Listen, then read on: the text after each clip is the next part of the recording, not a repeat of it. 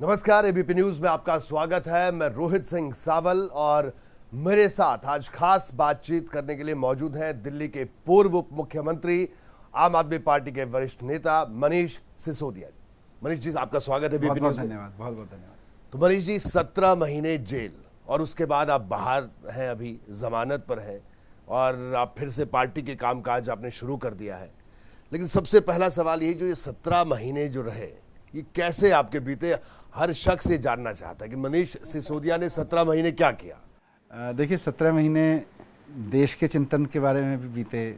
देश को मैंने खूब पढ़ा, मतलब पुरानी किताबों से लेके जो नए लोगों ने किताबें लिखी, नंदन नीलेकणी साहब ने जो एनालिसिस किए, या उसमें सिर्फ टू नेम ए फ्यू, बहुत किताबें पढ़ी मैंने जी। और अध्यात्म में गीता से लेके उपनिषद खूब अध्ययन किया कि सुनते हैं, उनके स्निपेट्स सुनते हैं उपनिषदों के, तो लेकिन क्या है उनमें, खूब पढ़ा मैंने, कई उपनिषद पढ़े और शिक्षा को लेके, दुनिया भर की एजुकेशन को लेके किताबें पढ़ी। फिर मेडिटेशन किया आगे, क्योंकि मेरे सामने जब मैं जेल में गया था तो 17 महीने लग गए। मुझे लगता था कि शायद 4, 6, 8 महीने में मैं बाहर आ जाऊंगा। उस वक्त ये एक दोराहा था कि जेल एक बड़ा संकट तो है ही जी। जेल में जाता है आदमी तो बहुत सारी चीज़ें इधर उधर होती हैं, पर इस संकट को मैं अब, इस संकट के समय में मैं टूट जाऊं या मैं और मजबूत होकर निकलूं, तो मैंने दूसरा रास्ता चुना कि मैं और मजबूत होकर निकलूंगा यहाँ से। खुद को वेल इन्फॉर्म्ड, मोर इन्फॉर्म्ड करके निकलूंगा, मेंटली मोर स्ट्रॉन्ग करके निकलूंगा। तो मेडिटेशन ने मुझे बहुत हेल्प की जी। और मेडिटेशन उस किसी को भी जो जेल में रहे या कहीं भी एकांत में रहे, उसके लिए सबसे बढ़िया चीज़ है। खूब मेडिटेशन किया मैंने। मनीष जी, आप आंदोलन से निकले हुए नेता हैं। जब आंदोलन के दौरान कोई जेल में व्यक्ति जाता है तो वो आंदोलनकारी होता है, लेकिन इस बार जो जेल आपको जाना पड़ा, शराब घोटाला, कथित शराब घोटाला और इस तरह की जब बातें आप सुनते थे, या जब ये पूरा, तो वो मानसिक दौर कैसा गुजरा? नहीं, हंसी आती थी मुझे तो देख के, जब वो उनके भारतीय जनता पार्टी के प्रवक्ता या इन लोगों के वकील उस तरह की बातें करते थे, इतना हो गया, इतना हो गया। मैंने कहा यार कब हो गया है? मैं तो हमेशा सोचता था।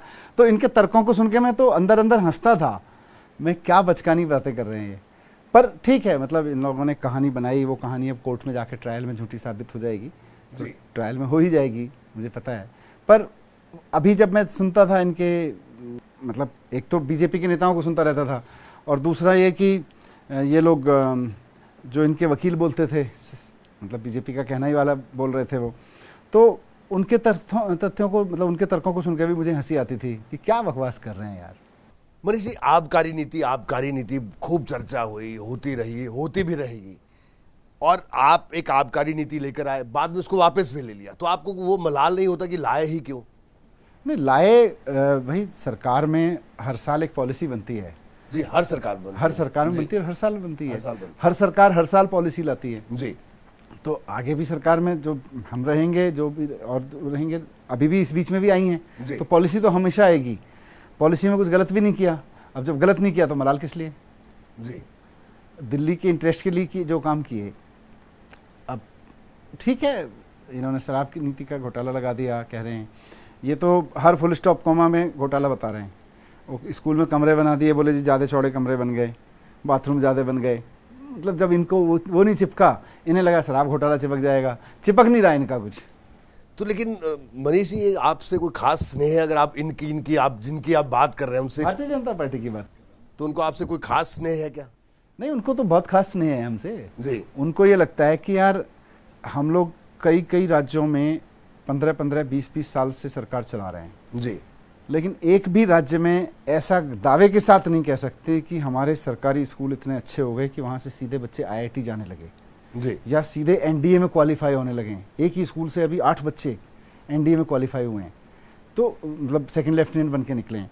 ये एक भी स्कूल नहीं दिखा सकते जी। ये एक भी इनके सारे अस्पतालों के मॉडल फेल हैं। 20-20, 25-25 साल हो गए इनको सरकार चलाते हुए कई राज्यों में, तो और बड़े बड़े पावरफुल सरकारें चलाई हैं इन्होंने। इनसे रोज़गार नहीं संभला, इनसे बिजली सस्ती नहीं हुई। सस्ती तो छोड़ो, हर राज्य में जहाँ जहाँ भारतीय जनता पार्टी महंगी करती है, हमने ज़ीरो बिजली के बिल करके दिखा दिए। तो ये इसलिए डरते हैं, और जब डरते हैं तो एक डरा हुआ राजा जो कर सकता है वो ये कर रहे हैं। ठीक है मनीष जी, जो तमाम आरोप लगते रहे अब तक, ठीक है, मामला कोर्ट में है, मैं उस पर इसलिए मैं बहुत ज्यादा सवाल नहीं कर मैं रहा भी हूं। चाहूंगा कि जी, जितना कोर्ट के इश्यूज हैं वो कोर्ट में ही डिस्कस बिल्कुल। लेकिन अगर हम राजनीतिक दृष्टि से अगर हम देखें इन पूरे मामलों में, आप कहते हैं राजनीति हो रही है, बीजेपी वाले कहते हैं साहब हम एजेंसियां अपना काम कर रही है, इसमें हम लोग क्या कर रहे हैं?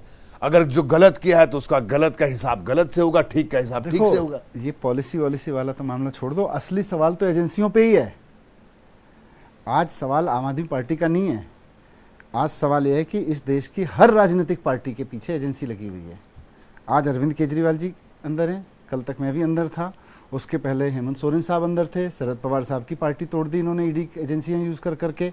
देश भर में लोग सरकार चुनते हैं, ये एजेंसी भेज के उस सरकार को गिराने के मिशन पे लगते हैं।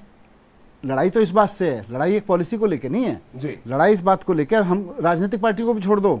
मैं तो उस दिन भी कहा स्टेज से कि अगर आज सारी राजनीतिक पार्टियां इकट्ठी हो जाएं तो अरविंद केजरीवाल जी 24 घंटे में बाहर आ जाएंगे, जितने भी अपोजिशन के लोग हैं। क्योंकि आज हमारा नंबर है, कल राहुल गांधी जी का नंबर होगा, परसों खड़गे साहब का नंबर होगा, फिर सोनिया गांधी जी का नंबर होगा, कल वो किसी और पार्टी के नेता का नंबर होगा, कल हेमंत सोरेन साहब थे ही, आज हम हैं। तो अगर इसके खिलाफ आवाज़ नहीं उठाई गई तो ये सारे विपक्ष को अंदर डाल देंगे और इसी तरह से करेंगे परेशान। एक बात जी। लेकिन खाली विपक्ष की बात नहीं है रोहित जी, आज देश में व्यापारियों के ऊपर बड़ा संकट है। पहले हम लोग कहते थे ना व्यापारी इसलिए परेशान है इंडिया में कि भाई रेड टेपिज्म है जी। अब वो रेड टेपिज्म एक्चुअली छोटा पड़ गया, अभी तो एक्सटॉर्शन का धंधा चल रहा है एजेंसियों का। व्यापारियों को पूरे देश में, अच्छा नज़ीर हमें बनाया जाता, देखा मनीष सिसोदिया को 17 महीने अंदर रह के आया है, ईडी का नोटिस पकड़, अब उस व्यापारी को लगता है तो 100-200 करोड़ रुपए का व्यापार करता है, किस चक्कर में पड़ रहा है? जब मनीष सिसोदिया 17 महीने रह गया, तू 17 महीने रह गया, तेरा तो सब चौपट हो जाएगा। वो बेचारा जो वो मांगते हैं वो कर देता है, बीजेपी को चंदा दे देता है, चंदा मांगते हैं। तो आप देखो ना इलेक्ट्रल बॉन्ड में एजेंसियों का दुरुपयोग करके इलेक्ट्रल बॉन्ड के कितने पैसे दिए इन्होंने, और उन्हीं से लिए जिनके ऊपर हम पे आरोप लगा रहे हैं। और कितने कितने, मैं मीडिया में पढ़ता था, मैं तो बाहर था नहीं, कि कैसे ईडी का नोटिस गया फिर चंदा आ गया, इनकम टैक्स का नोटिस गया पार्टी को चंदा आ गया, करोड़ों करोड़ों करोड़ों का। तो नोटिस, एजेंसियों का उपयोग तो चंदा लेने के लिए किया जा रहा है, एजेंसी का उपयोग में विपक्ष को अंदर लेने के लिए किया जा रहा है। यही तानाशाही है और इस तानाशाही के खिलाफ में सबको मिलकर लड़ना पड़ेगा। लेकिन मनीष जी, इंडिया गठबंधन बना तो तब भी एक साथ क्यों नहीं विपक्ष एकजुट हो रहा है, जो आप कह रहे हैं कि आना चाहिए? और देखिए, इकट्ठा हुआ, इंडिया गठबंधन इकट्ठा हुआ और जनता का भरोसा उसमें जगा।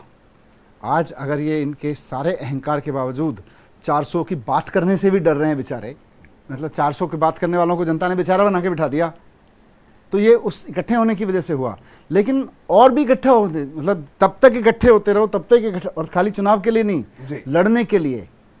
किसी भी पार्टी का नेता को अगर गलत तरीके से जेल में डाला जा रहा है, सारे विपक्ष को बोलना चाहिए।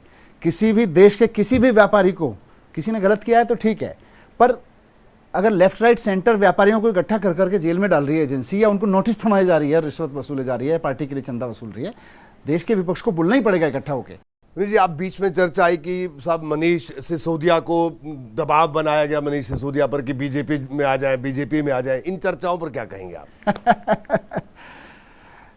इनका ऑपरेशन लोटस फेल हो गया जी। इन्होंने बहुत कोशिशें की, मैंने तो शुरू में ही कहा था, जिस दिन मेरे घर में सीबीआई रेड हुई थी उसके बाद ही मुझसे अप्रोच कर लिया था कि देखो अब ईडी की कार्रवाई होने वाली है और कार्रवाई रुकवाना चाहते हो तो आ जाओ।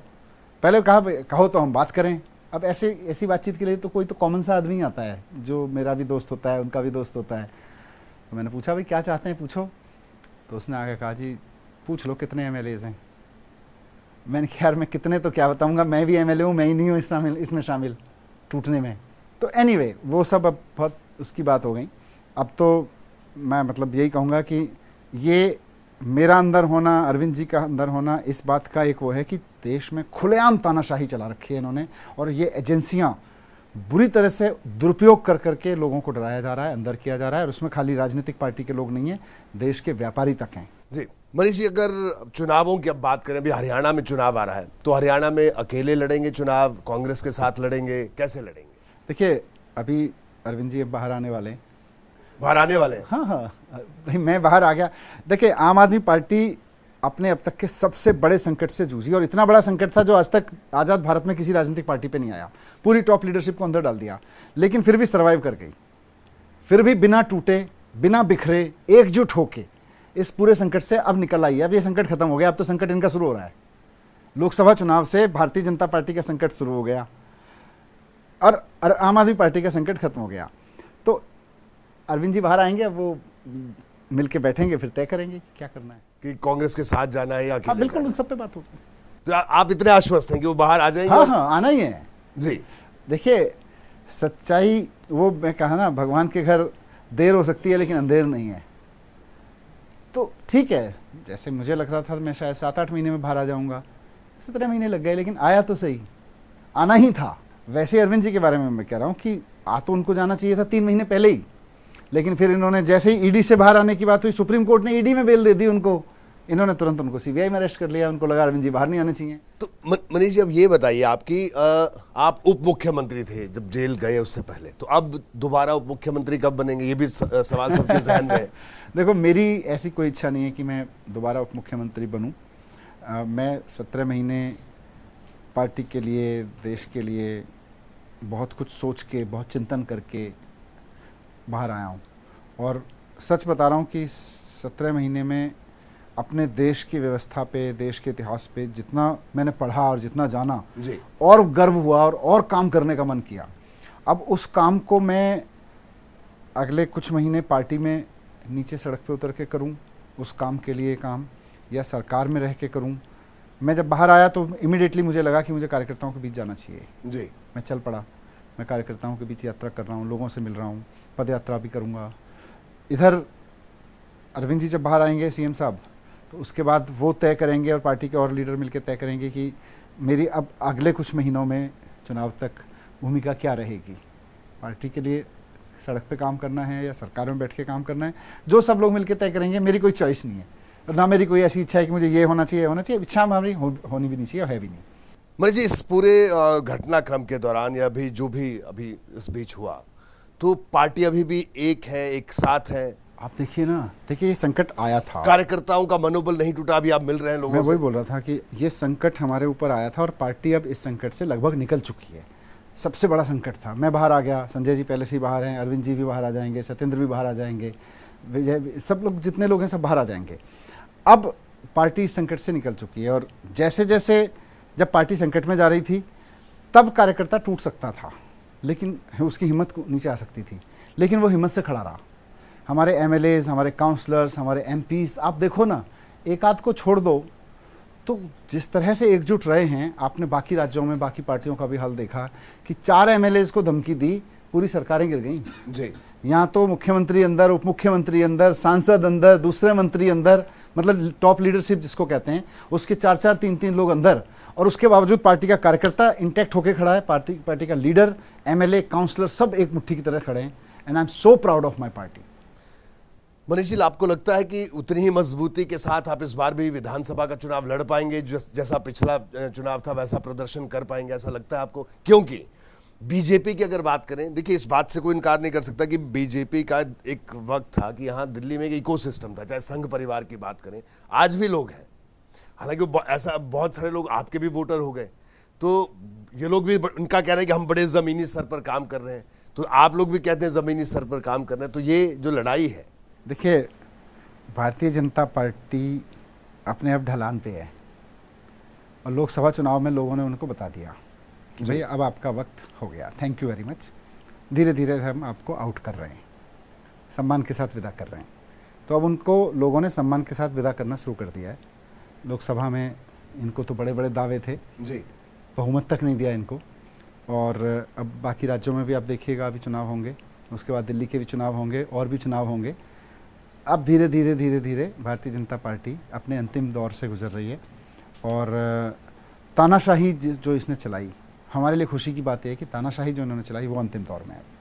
मनीष जी, आपका बहुत बहुत शुक्रिया बीपी न्यूज से बात करने के लिए। Thank you very much. तो मनीष सिसोदिया हमारे साथ मौजूद थे, जिनका दावा है कि आम आदमी पार्टी जैसे पहले थी उससे बेहतर प्रदर्शन आने वाले चुनाव में करेगी, और साथ ही साथ उनका यह भी कहना है कि वो कार्यकर्ताओं के बीच में जाएंगे, और पार्टी के भीतर ऐसी कोई भी बात नहीं है जिसको लेकर बार बार विपक्ष, खासतौर पर भारतीय जनता पार्टी सवाल उठाती रहती है। वाल हमारी इस खास बातचीत में इतना, दीजिए इजाजत, नमस्कार।